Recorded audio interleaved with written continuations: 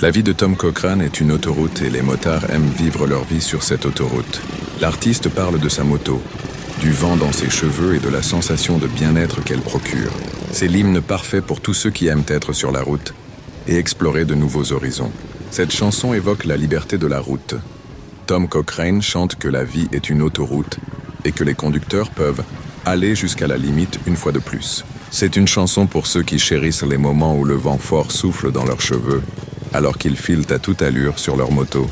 Les chansons sur les motos évoquent toutes les joies de la conduite et de la route. Willie Nelson parle des plaisirs simples de la vie et de la façon dont on peut les trouver en voyageant à moto. Il chante que la vie sans souci est juste au coin de la rue. De plus, le solo de guitare de la chanson est phénoménal, ce qui en fait l'une des meilleures chansons de moto de tous les temps.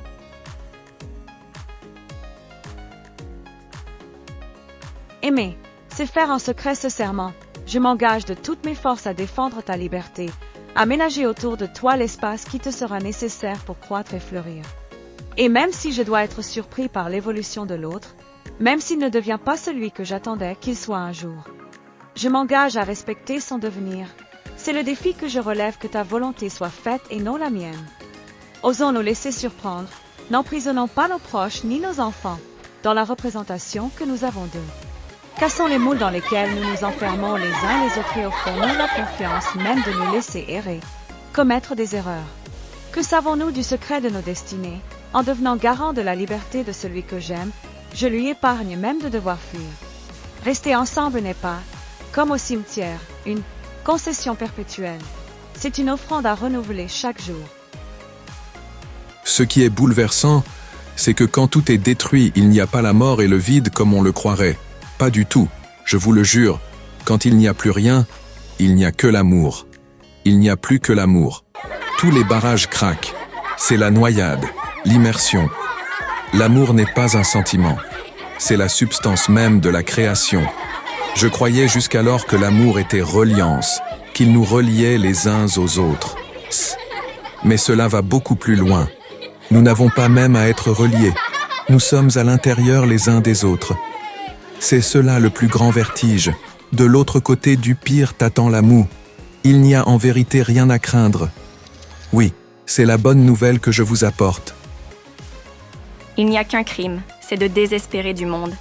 Nous sommes appelés à plein poumon à faire neuf ce qui était vieux, à croire à la montée de la sève dans le vieux tronc de l'arbre de vie. Nous sommes appelés à renaître, à congédier en nous le vieillard amer. La vraie aventure de vie, le défi clair et haut n'est pas de fuir l'engagement mais de l'oser. Libre n'est pas celui qui refuse de s'engager. Libre est sans doute celui qui, ayant regardé en face la nature de l'amour, ses abîmes, ses passages à vide et ses jubilations, sans illusion, se met en marche, décidé à en vivre coûte que coûte l'odyssée, à n'en refuser ni les naufrages ni le sacre, prêt à perdre plus qu'il ne croyait posséder, et prêt à gagner pour finir ce qui n'est coté à aucune bourse. La promesse tenue, l'engagement honoré dans la traverse sans feinte d'une vie d'homme. Quand nous entrons en amour, toutes les catastrophes nous guettent. Pourquoi? Parce que nous nous leurrons. Nous croyons que l'amour vient de nous être octroyé par la personne que nous aimons et que cette personne détient l'amour. Or, l'amour n'est aux mains de personne, ni entre mes mains, ni entre les siennes. Il est entre nous. Il est ce qui, entre nous, s'est tissé depuis notre première rencontre, ce que l'espace insaisissable entre nous a engendré et continue d'engendrer d'instant en instant une œuvre fluide et perfectible à l'infini.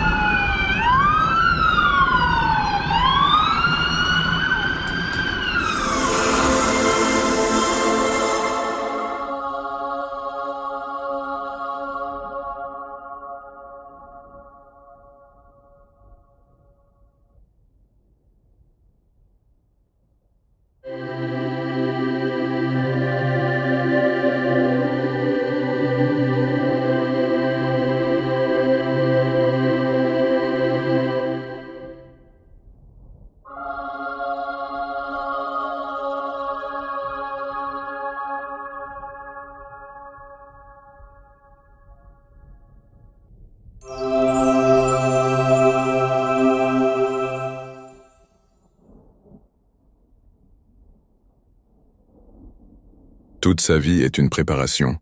Et comme il est le message, celui-ci est constamment avec lui. Il ne peut pas davantage se séparer du message qu'il ne peut séparer sa tête de son corps.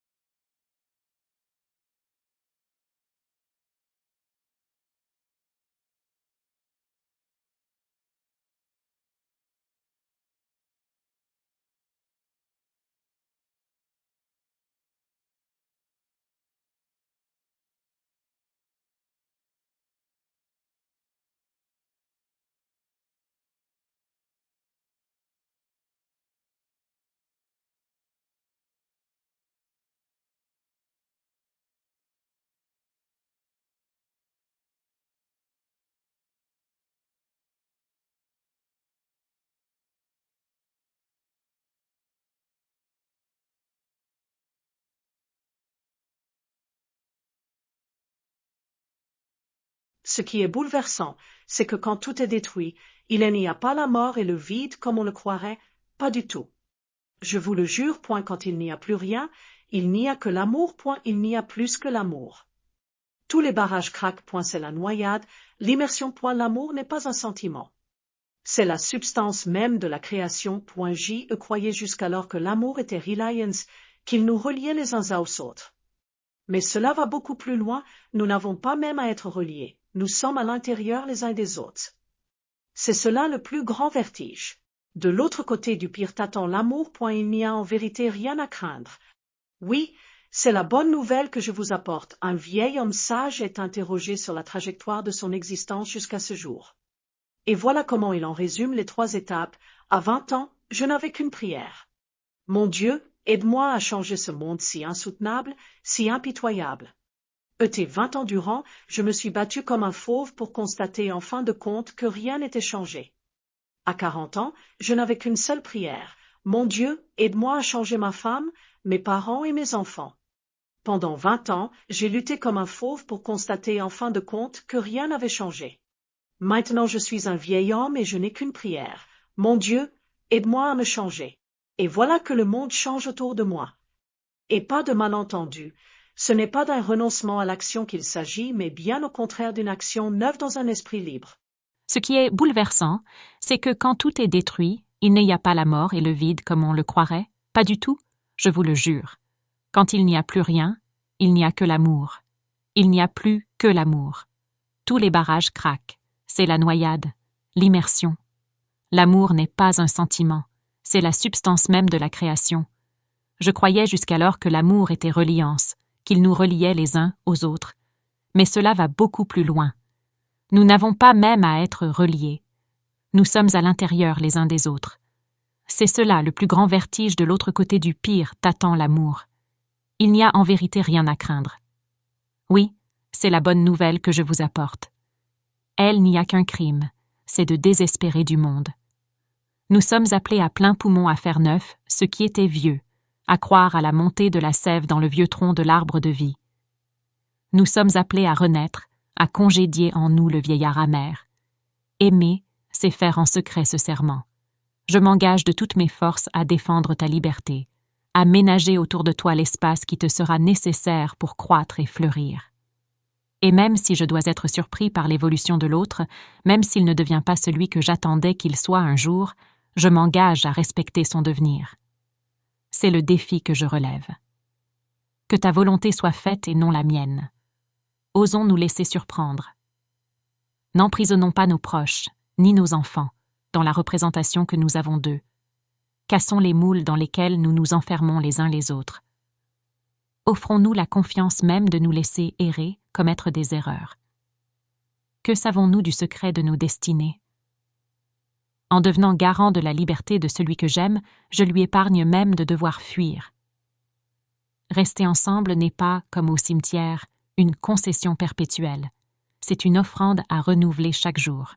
Kat a pris un peu de retard, les enfants de l'Optial doivent l'attendre avec enthousiasme. Il aime bien les faire rire, il leur fait des tours de chiens de cirque et leur raconte des histoires hilarantes. Ensuite, il va visiter les aînés pour rien, au mode il ne manquerait sa partie de cartes avec leur. Aimer, c'est faire en secret ce serment. Je m'engage de toutes mes forces à défendre ta liberté, à ménager autour de toi l'espace qui te sera nécessaire pour croître et fleurir.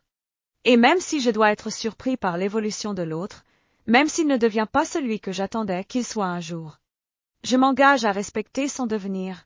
C'est le défi que je relève, que ta volonté soit faite et non la mienne. Osons nous laisser surprendre, n'emprisonnons pas nos proches ni nos enfants dans la représentation que nous avons d'eux. Cassons les moules dans lesquels nous nous enfermons les uns les autres et offrons-nous la confiance même de nous laisser errer, commettre des erreurs. Que savons-nous du secret de nos destinées? En devenant garant de la liberté de celui que j'aime, je lui épargne même de devoir fuir. Rester ensemble n'est pas, comme au cimetière, une concession perpétuelle. C'est une offrande à renouveler chaque jour. Ce qui est bouleversant, c'est que quand tout est détruit, il n'y a pas la mort et le vide comme on le croirait. Pas du tout, je vous le jure. Quand il n'y a plus rien, il n'y a que l'amour. Il n'y a plus que l'amour. Tous les barrages craquent. C'est la noyade, l'immersion. L'amour n'est pas un sentiment. C'est la substance même de la création. Je croyais jusqu'alors que l'amour était reliance, qu'il nous reliait les uns aux autres. Mais cela va beaucoup plus loin. Nous n'avons pas même à être reliés. Nous sommes à l'intérieur les uns des autres. C'est cela le plus grand vertige. De l'autre côté du pire t'attend la moue. Il n'y a en vérité rien à craindre. Oui, c'est la bonne nouvelle que je vous apporte. Il n'y a qu'un crime, c'est de désespérer du monde. Nous sommes appelés à plein poumon à faire neuf ce qui était vieux, à croire à la montée de la sève dans le vieux tronc de l'arbre de vie. Nous sommes appelés à renaître, à congédier en nous le vieillard amer. Le prophète ne semble jamais être tout à fait là, point même s'il s'oblige à descendre sur terre par moments, ceux qui l'entourent peuvent avoir l'impression qu'un dialogue a lieu quelque part à l'intérieur de lui. En tant que prophète savant, il voit, entend et se comporte différemment à l'égard du monde que le reste des gens.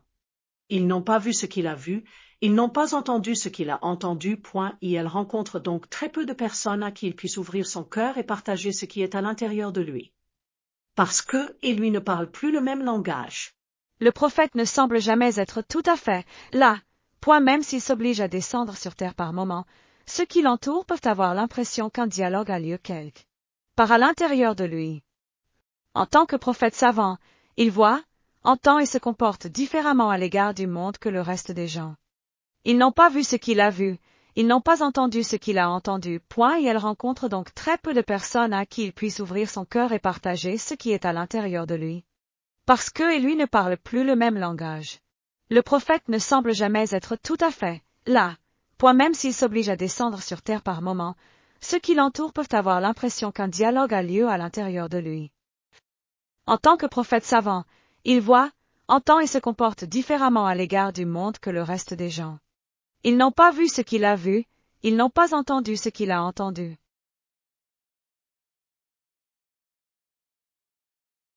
Il rencontre donc très peu de personnes à qui il puisse ouvrir son cœur et partager ce qui est à l'intérieur de lui. Parce que lui ne parle plus le même langage. Aussi on doit définir un prophète, alors c'est un extraterrestre au-dessus de la terre. Il marche sur la terre comme les autres, mais il n'est pas de la terre. Il est de plus loin, il est d'en haut. Mais à un moment dans sa vie, soit en tant qu'enfant, soit en tant qu'adulte ou homme âgé, quelque chose venant d'un autre monde a transpercé la fine membrane qui se trouve entre le ciel et la terre, et s'est saisi de lui. Cela a pu être un buisson ardent, une voix s'adressant à lui par-delà le voile, ou une vision céleste qui l'a amené brièvement en contact avec quelque chose et quelqu'un qu'il ne pouvait pas complètement comprendre. Il a vu quelque chose d'invisible. Il a entendu quelque chose d'inaudible. Les cieux eux-mêmes se sont ouverts au-dessus de lui, et il a jeté un regard dans un autre monde. Les choses qu'il a vues et entendues sont pour lui un fardeau, comme si on avait posé un manteau sur ses épaules. Il en sent le poids, jour et nuit sur lui, qu'il mange ou qu'il boive, qu'il travaille ou qu'il se repose. C'est l'impression que tout ce qui l'entoure est un mensonge, et que c'est ce qu'il a vu et entendu qui est la vérité. Et cette vérité n'est pas statique, mais elle est vivante. Elle grossit et grandit en lui depuis le jour où il l'a reçue sous la forme d'une petite graine. Il se peut qu'il supplie Dieu d'envoyer quelqu'un d'autre, et qu'il proteste de son incapacité à parler ou à écrire. Mais il est déjà inapte pour toute autre chose. Et même quand il renie le Seigneur qui l'a appelé pour retourner à son occupation ultérieure, tout lui semble sans intérêt et sans vie, et il ne rencontre rien d'autre que la frustration et l'échec. Il n'y a pas moyen d'y échapper. Il sait qu'il est appelé à quelque chose de plus élevé, même s'il s'accroche à tout ce qu'il peut pour rester en bas. Tout comme un cheval sauvage, il résiste et doit être brisé avant de pouvoir obéir. Il apprend finalement à ne pas résister mais à coopérer. Pour survivre, il devient flexible et malléable. Toute sa vie est maintenant liée à ce qu'il a vu et entendu. Il ne peut pas désobéir à la vision céleste, et si cela signifie mourir, alors il mourra. Si cela signifie renoncer à tout ce en quoi il a cru un jour, alors il y renoncera. À contre-cœur au début, mais joyeusement ensuite. Si cela signifie courir le risque de tout perdre, alors il sera prêt à le perdre. Avec le temps, celui qui a vu et entendu devient l'essence même de ce qu'il a vu et entendu. L'homme devient le message, il porte le témoignage en lui-même, il devient un avec lui. Elle n'a pas besoin de préparation pour parler. En fait, la préparation ne l'aide en rien pour apporter le message, et cela l'en empêche souvent. Toute sa vie est une préparation, et comme il est le message, celui-ci est constamment avec lui. Il ne peut pas davantage se séparer du message qu'il ne peut séparer sa tête de son corps. La vraie aventure de vie, le défi clair et haut n'est pas de fuir l'engagement mais de l'oser. Libre n'est pas celui qui refuse de s'engager. Libre est sans doute celui qui, ayant regardé en face la nature de l'amour, ses abîmes, ses passages à vide et ses jubilations, sans illusion, se met en marche, décidé à en vivre coûte que coûte l'Odyssée, à n'en refuser ni les naufrages ni le sacre, prêt à perdre plus qu'il ne croyait posséder, et prêt à gagner pour finir ce qui n'est coté à aucune bourse. La promesse tenue, l'engagement honoré dans la traverse sans feinte d'une vie d'homme. Quand nous entrons en amour, toutes les catastrophes nous guettent. Pourquoi? Parce que nous nous leurrons. Nous croyons que l'amour vient de nous être octroyé par la personne que nous aimons et que cette personne détient l'amour. Or, l'amour n'est aux mains de personne, ni entre mes mains, ni entre les siennes. Il est entre nous. Il est ce qui, entre nous, s'est tissé depuis notre première rencontre, ce que l'espace insaisissable entre nous a engendré et continue d'engendrer d'instant en instant une œuvre fluide et perfectible à l'infini.